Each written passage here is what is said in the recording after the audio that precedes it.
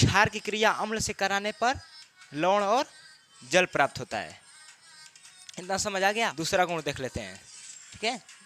Video पे बनी रही है आप सभी लोग, तभी आपको समझ आएगा। दूसरा गुण देखिए फ्रेंड्स, आप सभी लोग का एक बार फिर से हमारे चैनल में स्वागत है। आज के इस वीडियो में हम लोग पढ़ेंगे भस्म अथवा राख किसे कहते हैं, ठीक है। भस्म अथवा राख किसे कहते हैं अम्ल पढ़ लिए थे अगले वीडियो में, वो वीडियो नहीं देखे हैं तो डिस्क्रिप्शन बॉक्स में उसकी लिंक दे देंगे, आप वहाँ से जाके देख सकते हैं। आज का हम पढ़ेंगे भस्म अथवा राख किसे कहते हैं। तो चलिए वीडियो को स्टार्ट कर लेते हैं। तो देखिए भस्म अथवा राख किसे कहते हैं, भस्म क्या होता है और राख क्या होता है। तो ऐसा पदार्थ जिसमें OH आयन होता है उसे हम भस्म अथवा राख कहते हैं, ठीक है। ऐसा पदार्थ जिसमें OH आयन होता है उसे हम भस्म अथवा राख कहते हैं। तो देखिए भस्म अथवा राख, ठीक है। देखिए भस्म अथवा राख किसे कहते हैं, भस्म अथवा राख किसे कहते हैं। तो ऐसा पदार्थ जिसमें OH आयन होता है उसे हम भस्म अथवा राख कहते हैं। तो ऐसा पदार्थ जिसमें OH आयन होता है, आयन होता है उसे भस्म अथवा राख कहते हैं।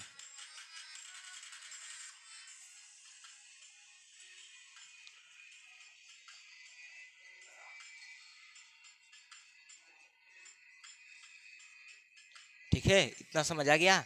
भस्म अथवा राख किसे कहते हैं, ऐसा पदार्थ जिसमें OH आयन होता है उसे हम भस्म अथवा राख कहते हैं। क्लियर। भस्म अथवा राख कितने प्रकार का होता है, भस्म अथवा राख 2 प्रकार का होता है। कौन कौन सा, चलिए देखते हैं हम। क्षार और क्षारक 2 प्रकार का होता है, ठीक है। 2 प्रकार का होता है। कौन कौन सा, क्षार और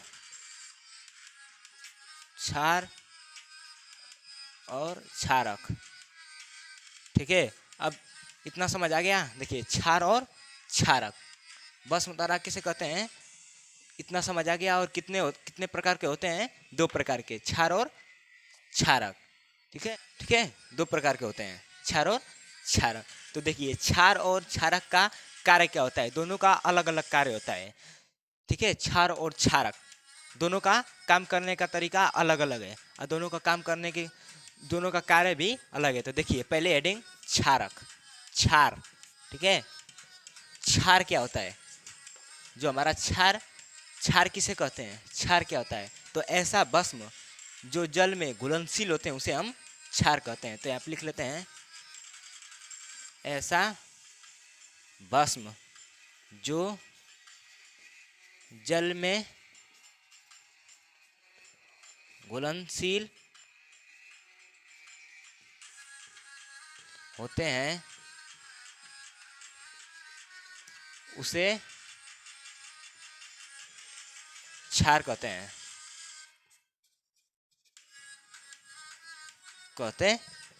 ठीक है।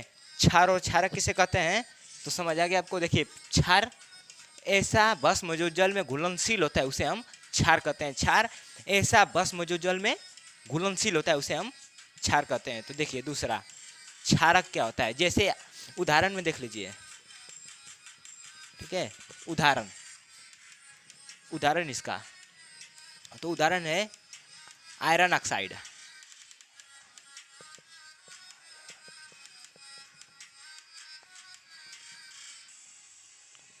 आयरन ऑक्साइड,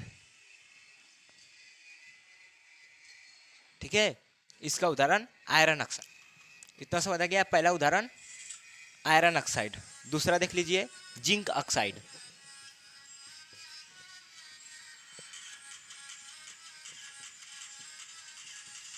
ठीक है। दूसरा जिंक ऑक्साइड, क्या, दूसरा उदाहरण जिंक ऑक्साइड। पहला आयरन ऑक्साइड, जिंक ऑक्साइड और एल्यूमिनियम ऑक्साइड भी हो जाएगा, ठीक है। क्षार का उदाहरण ऐसा भस्म जो जल में घुलनशील होते हैं उसे हम क्षार कहते हैं, जैसे आयरन ऑक्साइड, जिंक ऑक्साइड, ठीक है। इतना समझ आ गया। तो चलिए देख लेते हैं क्षारक। क्षारक क्या होता है,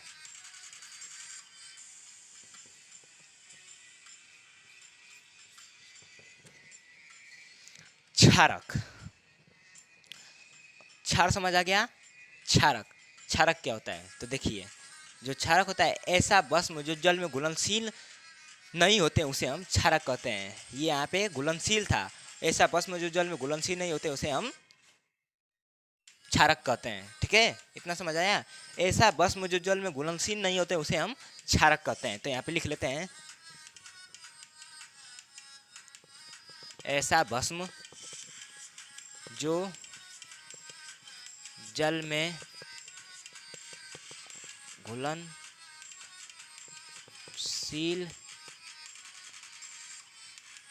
नहीं होते हैं उसे क्षारक कहते हैं। ऐसा भस्म जो जल में घुलनशील नहीं होते उसे हम क्षारक कहते हैं। ठीक है, समझ आ गया। तो चलिए आगे बढ़ते हैं। इसके आगे इतना क्लियर, पूरा एकदम क्लियर। तो चलिए आगे बढ़ते हैं। देखिए आगे इसका उदाहरण देख लीजिए। उदाहरण, ठीक है, लीजिए सोडियम हाइड्रोक्साइड। ठीक है, इसका उदाहरण सोडियम हाइड्रोक्साइड क्षारक, ऐसा भस्म जो जल में घुलनशील नहीं होते हैं, उसका उदाहरण सोडियम हाइड्रोक्साइड। ठीक है, इतना समझ आ गया। तो चलिए आगे चलते हैं। तो देखिए इतना समझ आ गया। ठीक है, यहाँ तक समझ आ गया। तो चलिए आगे देख लेते हैं। अम्ल अथवा भस्म अथवा राख। ठीक है, जो भस्म अथवा राख होता है इसका हम लोग भौतिक गुण पढ़ेंगे। भस्म अथवा राख, इसका भौतिक गुण क्या होता है? चलिए आप लिख लेते हैं, भौतिक गुण। ठीक है, इसका भौतिक गुण। तो देखिए यह स्वाद में खट्टा होता है। पहला गुण, यह स्वाद में खट्टा होता है। ठीक है, इतना समझ आ गया। चलिए दूसरा देख लेते हैं, दूसरा क्या होगा। तो पहला यहाँ पे लिख लेते हैं, पहला गुण, यह स्वाद में खट्टा होता है। ठीक है, यह स्वाद में खट्टा होता है। दूसरा गुण क्या होता है? जिसको पता है कमेंट करके बताइए। दूसरा गुण भस्म अथवा राख, इसका दूसरा गुण क्या होता है? जिसको जिसको पता है कमेंट करके बताइए। देखिए भस्म अथवा राख, दूसरा गुण, इसका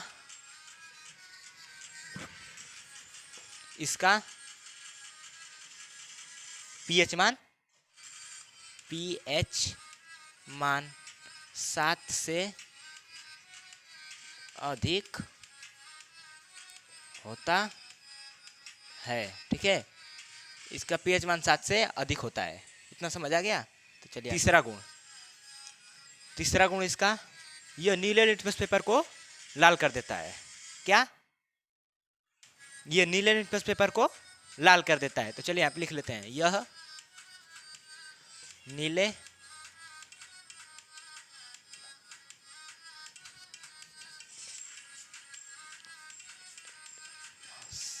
नीले लिटमस पेपर को लाल कर देता है। ठीक है, इतना समझ आ गया। यह नीले लिटमस पेपर को लाल कर देता है। यह नीले लिटमस पेपर को लाल कर देता है। तो ये इसका भौतिक गुण था। ठीक है, यह इसका भौतिक गुण था। तो चलिए आ जाते हैं रासायनिक गुण पे।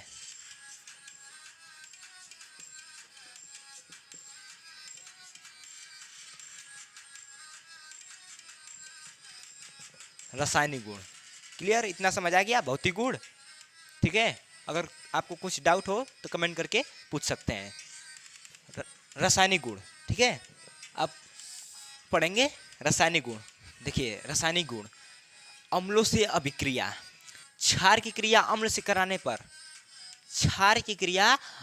कराने पर लवण और जल प्राप्त होता है। देखिए यहाँ पे लिखते हैं रासायनिक गुण, अम्लों से अभिक्रिया, अम्लों से अभिक्रिया। ठीक है, अम्लों से अभिक्रिया। तो रासायनिक गुण में पढ़ेंगे अम्लों से अभिक्रिया, भस्म अथवा राख का रासायनिक गुण अम्लों से अभिक्रिया। ठीक है, अम्लों से अभिक्रिया। तो क्षार की क्रिया अम्ल से कराने पर बस जल और लवण प्राप्त होता है। ठीक है, तो यहां पे लिखते हैं क्षार की क्रिया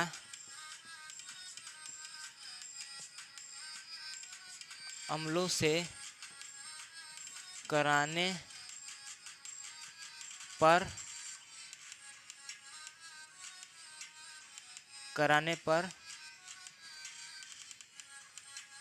लवण और जल प्राप्त होता है।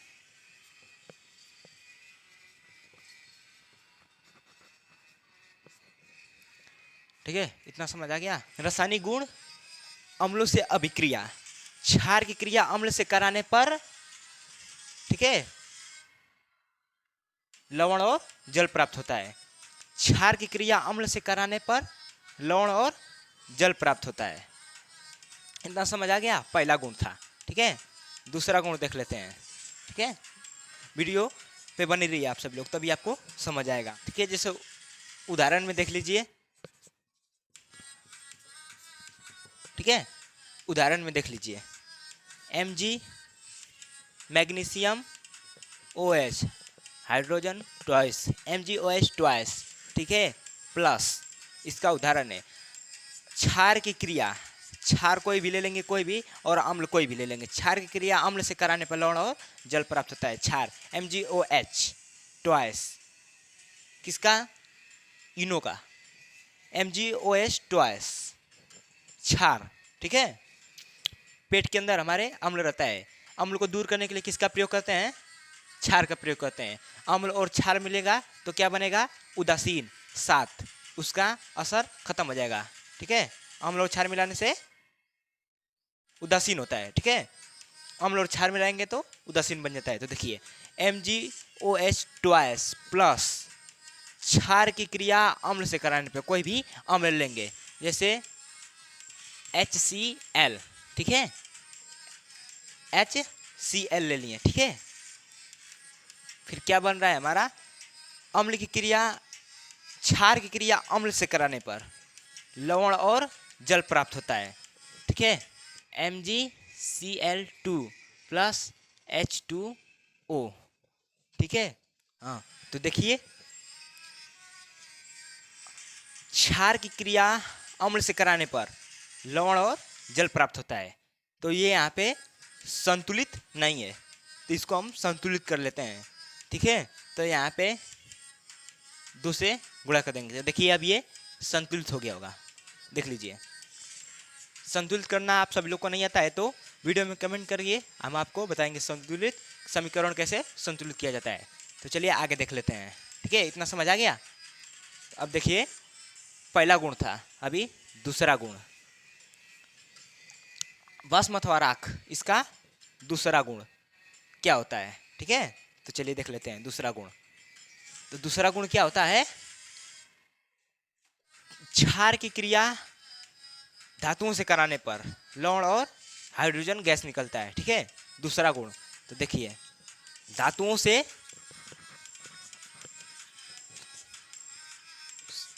क्रिया, धातुओं से क्रिया, क्षार की क्रिया धातुओं से कराने पर लवण और हाइड्रोजन गैस निकलती है। क्षार की क्रिया, क्षार की क्रिया धातु से कराने पर, धातु से कराने पर लवण और हाइड्रोजन गैस निकलती है।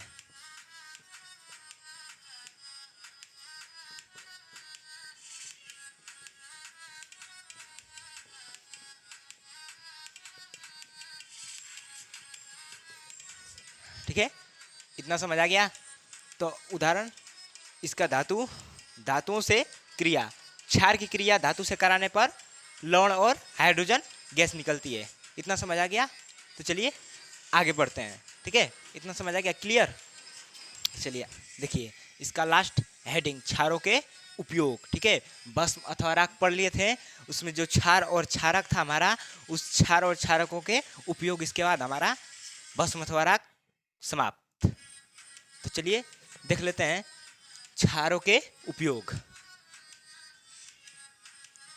क्षारों के उपयोग यो, ठीक है, क्षारों के उपयोग। तो पहला उपयोग जो क्षार है, इसका पहला उपयोग पेट की अम्लीयता दूर करने में। ठीक है, तो यहाँ पे लिख लेते हैं पेट की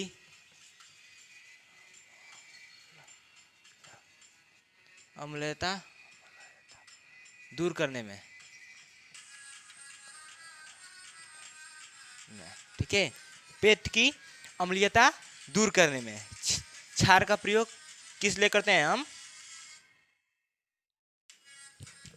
पेट की अम्लीयता दूर करने के लिए करते हैं। जो हमारे पेट में अम्ल होता है उसको हम क्षार का प्रयोग करके उसको दूर कर देते हैं। जो पेट में जलन होती है उसको हम, जो इनो होता है MgOH ट्वाइस, क्षार का इनो है, उसका सूत्र है MgOH ट्वाइस। ये क्या है? ये क्षार है। तो जो हमारे पेट में जलन होती है इसके लिए हम इनो पीते हैं तो सही हो जाता है, उदासीन हो जाता है तो सही हो जाता है। तो देखिए पेट की अम्लीयता दूर करने में इसका प्रयोग करते हैं। क्षारों का उपयोग पेट की अम्लीयता दूर करने में। दूसरा उपयोग, पहला उपयोग पेट की अम्लीयता दूर करने में, दूसरा उपयोग ब्लीचिंग पाउडर बनाने में।